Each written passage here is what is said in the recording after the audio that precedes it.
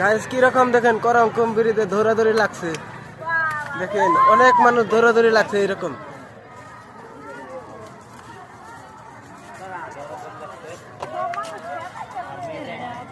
দেখেন আর্মি আইছে এখন, মানে প্রচুর মানে ভাই দৌড়াদৌড়ি করতেছে গাইস।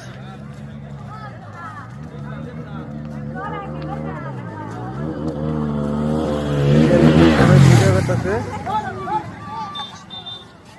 দেখেন এটা হলো করাকম ব্রিজ। পুলিশ আর আগে ওই যে একটা গোয়া মধ্যে বাড়ি মারলো, ওই যে একটা গোয়া মধ্যে বাড়ি মারলো, বা আবার কিভাবে জোরে করে বাড়ি মারলো।